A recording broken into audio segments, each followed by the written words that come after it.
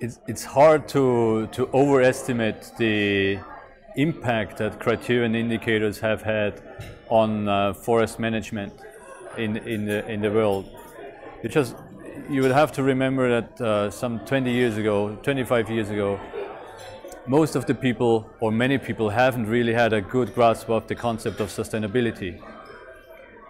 And if they had, as many foresters had, many of them thought it's about sustained yield, so you should just think about regrowth of trees if you harvest trees.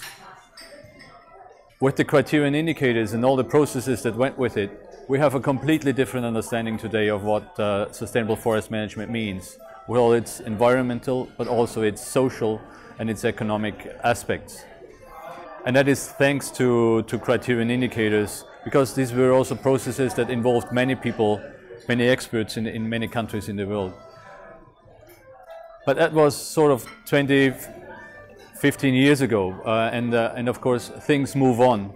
And the original intention of criterion indicators was not only to create a common understanding of sustainable forest management, it was also to use it as a tool to promote sustainable practices and as a tool to monitor and measure results in a way, see whether we make progress on these things that we consider important, captured by the individual indicators.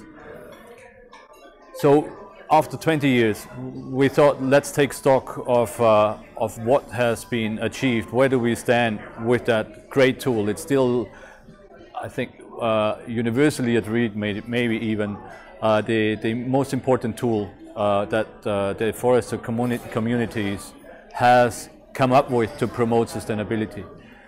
And what we find is that it still has a lot of value. It has been used in many different contexts, more than we possibly thought.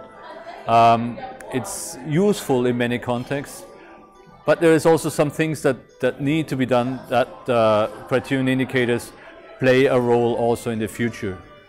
They have been used in policy dialogue. They have been used in planning, multi-year planning, partly setting targets, partly measuring them, seeing whether there are results, and communication, in monitoring, assessment and reporting on sustainability, and partly also in strengthening practices, both through certification, a very important tool, but also with communities, one of those that involves many people that gain their livelihoods and income from forests, but where it's difficult to sort of bring sustainability elements in a way that is consistent and useful for communities, which manage their forests often very sustainability over long stretches of history. So what we see is there are a couple of elements where more action, new action is needed to strengthen criterion indicators application.